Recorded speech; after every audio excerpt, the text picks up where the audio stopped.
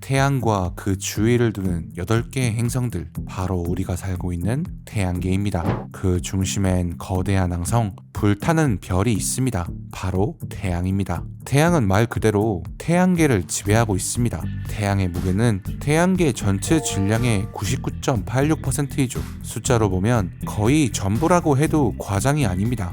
태양을 제외한 나머지 모든 행성의 무게를 전부 합쳐도 그 합계는 태양계 전체의 고작 0.14%에 불과하죠. 그리고 그 0.14%의 질량 가운데에서도 목성, 토성, 천왕성, 해왕성 이 4개의 행성이 99%를 차지합니다. 우리가 매일 투닥거리고 사소한 일에 전전긍긍하며 살아가는 이 지구, 이 작은 행성의 비율은 태양계 전체에서 고작 0.00003%에 불과합니다. 자, 오늘은 이 태양계에 대해 그리고 그 중에서 목성에 관한 아주 조금은 자세한 이야기를 해보겠습니다.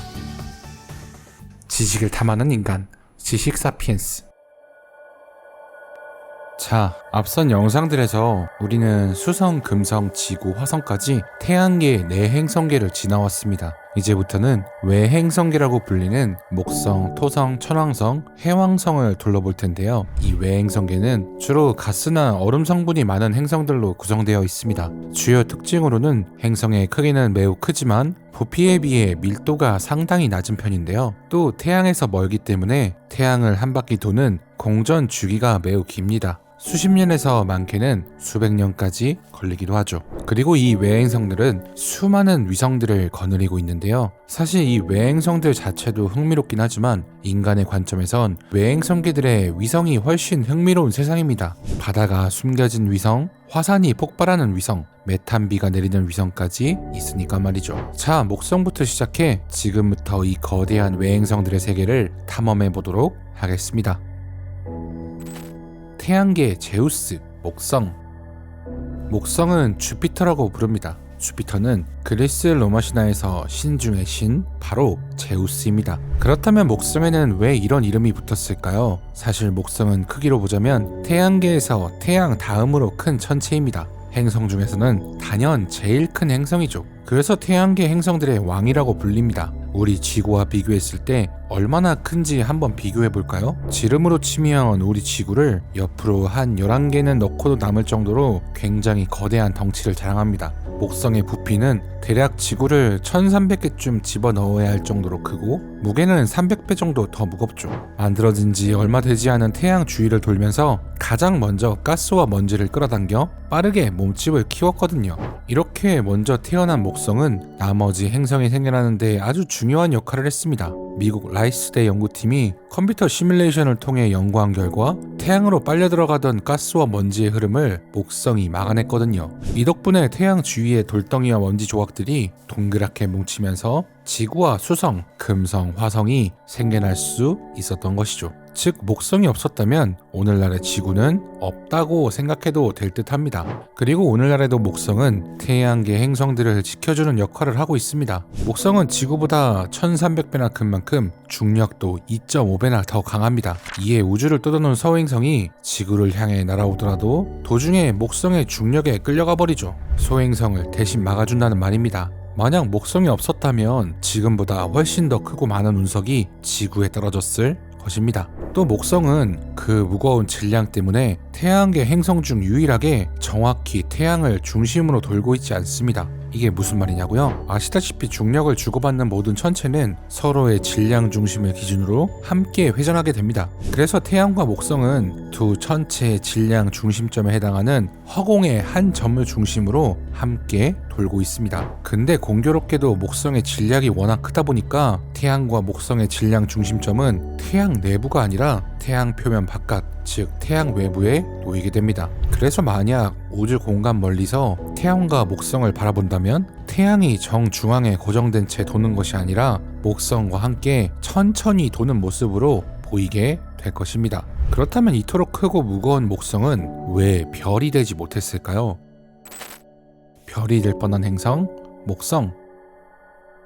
사실 목성은 별이 될 뻔한 행성입니다. 별이란 태양처럼 중심부에서 핵융합작용을 통해 스스로 빛을 만들어내는 천체를 말하는데요. 이를 위해서는 일정 이상의 질량이 필요합니다. 중심부의 온도와 밀도가 충분히 높아져야 핵융합이 일어나기 때문이죠. 그게 어느 정도냐고요? 최소한 태양의 1000분의 1 정도의 질량이 있어야 별이 될 시도는 해볼 수 있습니다. 그 마른 목성이 아무리 커도 태양만큼의 질량에 도달하지 못했다는 뜻이죠. 목성은 아주 아쉽게도 약 1050분의 1 정도입니다. 목성의 질량과 관련해서 재밌는 일화가 하나 있는데요. 갈릴레오 탐사선이 한때 목성 주변을 돌고 있었습니다. 이 탐사선은 핵 전지를 연료로 사용하고 있었는데요. 수명이 다했을 때 이 탐사선을 어떻게 처리할지를 두고 논쟁이 벌어졌습니다. 그래서 가장 첫 번째 의견은 목성 구름 속으로 던져버리자는 것이었죠. 그런데 일부 천문학자들이 이를 걱정했습니다. 혹시 핵 연료가 목성의 수소 구름 속에서 반응을 일으켜 연쇄적으로 핵 융합이 시작되면 목성이 별이 될 수도 있다는 것이죠. 그래서 대안으로 얼음 위성에 추락시키자는 의견이 나왔는데, 또 다른 학자들은 혹시 탐사선에 묻어있던 지구의 미생물이 위성을 오염시킬 가능성을 걱정했습니다. 결국 수많은 논쟁과 고민 끝에 에이 설마 터지겠어? 라는 결론으로 목성 구름 속으로 떨어뜨려 버렸고, 다행히 아무 일도 일어나지 않았습니다. 만약 저때 목성이 별이 되었다면 지금 우리 태양계의 모습도 굉장히 달라졌을 겁니다. 단일 행성계가 아닌 쌍성계가 되었을 테니까요. 지구도 더 이상 생명 친화적인 환경은 아니게 될 겁니다. 상상만 해도 끔찍하네요. 만약 우리가 목성 안으로 들어간다면, 이렇게 목성에 대해 자세히 이야기할 시간이 주어졌으니 말 나온 김에 목성 안으로 한번 들어가 보죠 라고 생각하며 발을 목성에 디디는 순간 밟을 땅이 없습니다. 네, 목성은 주로 수소와 헬륨으로 이루어진 기체 행성입니다. 안으로 들어갈수록 이 기체층은 여러 단계를 거치죠. 또한 목성은 한 바퀴 제전하는데 약 9시간밖에 걸리지 않습니다. 지구보다 지름이 10배 가까이 큰 행성이 이처럼 짧은 시간에 자전을 끝낸다는 것은 대기가 상상하기 어려울 정도로 빠른 속도로 회전하고 있다는 뜻입니다. 이 극단적인 자전 속도 때문에 목성의 대기는 안정될 틈이 없습니다. 서로 다른 위도와 고도에서 대기층들이 서로 다른 속도로 움직이면서 강한 전단이 생기고, 그 결과 수백 년 동안 사라지지 않는 거대한 폭풍과 소용돌이가 만들어집니다. 목성에 진입하게 되면 그 즉시 시속 수백 킬로미터에 달하는 초강력 가스 폭풍이 우리를 반겨줍니다. 이 가스 폭풍은 주 성분이 암모니아, 황산, 물입니다.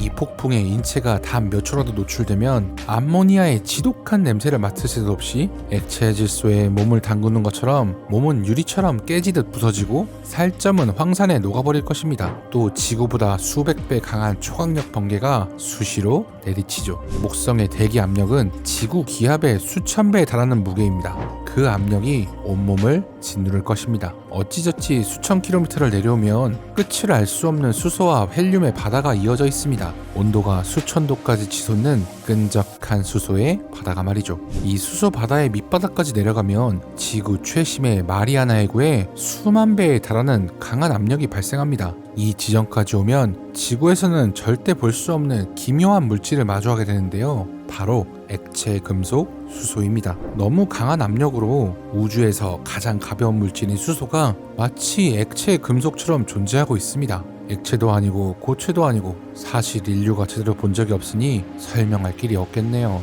자자, 빨리 다시 밖으로 나가죠. 인류 목성을 탐사하다. 다시 우주로 나와 목성을 보면 가장 먼저 눈에 띄는 것은 저 아름다운 구름입니다. 왜냐고요? 제 눈에는 이 대기 구름들이 마치 반고흐의 그림을 생각나게 하거든요. 목성의 대기는 여러 층으로 이루어져 있는데요. 이 층들은 각각 구성 성분과 밀도가 다릅니다. 그래서 이렇게 줄무늬가 길게 늘어선 모습이죠. 그리고 가장 유명한 것이 바로 이 대적점입니다. 거대한 소용돌이 폭풍이죠. 크기는 지구를 통째로 집어삼키는 크기로 약 16,000km에 달합니다. 과거에는 지구 3개가 들어갈 정도였지만 최근에는 조금씩 작아지고 있는 추세죠. 그럼에도 여전히 태양계에서 가장 거대한 폭풍입니다. 지구의 태풍은 땅에 상륙하면 마찰 때문에 금방 소멸합니다. 하지만 목성에는 발을 디딜 땅이 없다고 말씀드렸죠. 마찰력이 없는 목성의 환경 덕분에 대적점은 최소 350년 이상 멈추지 않고 계속 돌고 있습니다. 어떻게 350년인지 아냐고요? 목성은 아주 오래전부터 여러 천문학자들에 의해 꾸준히 관측되어 왔습니다. 1600년대부터 지금에 이르기까지 다양한 화가와 천문학자들이 목성의 모습을 그림으로 남겼습니다. 잠깐 같이 보실까요? 이 그림들에는 항상 공통적으로 층층이 쌓인 구름띠가 등장합니다. 그리고 또 하나 눈에 띄는 특징이 있습니다. 네, 맞습니다. 바로 앞서 말씀드렸던 대적점입니다. 주황빛으로 소용돌이 치는 거대한 구름덩어리는 관측이 시작된 이래로 수백 년 동안 사라지지 않고 지금까지 관측되고 있었던 것이죠. 이렇게 17세기 관측을 시작으로 목성의 모습을 처음 자세히 확인한 것은 1973년 파이오니어 탐사선부터입니다. 그 1979년 보이저 1호와 2호가 목성 근처를 지나며 사진을 보내왔습니다. 이때 목성의 고리도 처음 확인했죠. 1995년에는 갈릴레오 탐사선이 목성 안으로 탐침을 던져 넣었습니다. 탐침이 뭐냐고요? 영어로는 프로브. 네, 스타크래프트의 바로 그 프로브입니다. 이 탐침은 58분 동안 목성의 내부 정보를 우리에게 보내주었는데요. 당시 갈릴레오 탐사선에 실려있던 추락 캡슐을 잠깐 보여드릴게요. 생각보다 그렇게 크지 않은 크기를 갖고 있는 것을 볼 수가 있습니다. 그래서 지금 오른쪽 사진에 나와 있는 것처럼 낙하산을 펼쳐 속도를 천천히 늦추면서 목성의 구름 속을 탐사했다고 보시면 되겠습니다. 자, 그러면 목성의 짙은 구름 속에 직접 다이빙을 했던 저 갈릴레오 탐사선의 운명은 과연 어떻게 되었을까요? 지옥 같은 번개들, 건조한 대기, 폭풍의 위력 등 다양한 정보를 보내주던 탐침은 약 1시간 후 통신이 끊어지고 그대로 목성의 일부가 되어버렸습니다.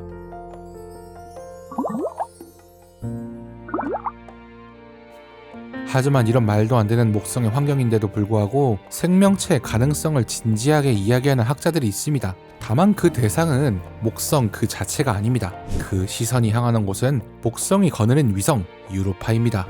유로파는 달보다도 조금 더 작지만 지구보다 더 많은 물을 품고 있을 것으로 추측되는 곳입니다. 유로파의 표면은 약 20km의 매끄러운 얼음 갑옷으로 덮여 있는데요. 특이한 점은 표면에 운석 구덩이, 크레이터가 거의 없다는 것입니다. 대신 갈라진 틈인 라인들이 가득하죠. 이것은 유로파의 지표면이 멈춰있지 않고 끊임없이 움직이며 상처를 메우고 있다는 증거입니다. 얼음 껍질 약 20km 아래로 들어가면 상상을 초월하는 풍경이 펼쳐집니다. 깊이만 100km에 달하는 거대한 액체 상태의 바다가 존재하니까요. 지구에서 가장 깊은 마리아나 해구가 11km인 것과 비교하면 어마어마한 깊이입니다. 2012년 허블 우주망원경은 유로파의 남극 근처에서 놀라운 장면을 포착했습니다. 지표면에서 무려 200km 높이까지 솟구치는 수증기 기둥을 발견한 것이죠. 지구에서 가장 높은 산인 에베레스트보다 20배 이상 높은 이 물줄기는 시속 2500km가 넘는 속도로 우주 공간을 향해 뿜어져 나왔습니다. 현재 과학자들은 유로파의 바다 밑바닥에는 지구의 심해 열수구와 같은 해저 화산이 있을 것으로 기대합니다. 태양빛이 없어도 뜨거운 열과 화학 에너지만 있다면 지구의 심해 생명체들처럼 유로파의 어두운 바닷속에도 무언가 헤엄치고 있을지 모른다고 생각하는 것이죠. 이 가능성을 직접 확인하기 위한 탐사선이 바로 유로파 클리퍼입니다. 유로파의 얼음 지각과 내부 바다, 화학 성분, 에너지 환경을 집중적으로 관측하는 것이 목표입니다. 2024년 10월에 발사된 유로파 클리퍼는 약 6년의 여정을 거쳐 2030년경 목성 궤도에 도착할 예정입니다. 2020년대가 마무리되고 2030년대가 시작될 무렵 인류는 태양계 안에서 생명체의 흔적을 처음으로 마주하게 될지도 모릅니다. 자, 오늘 여기까지 목성에 대해서 즐거운 탐험을 해보았는데요. 다음 영상은 인류가 가장 좋아하는 행성 중 하나인 토성으로 가보겠습니다.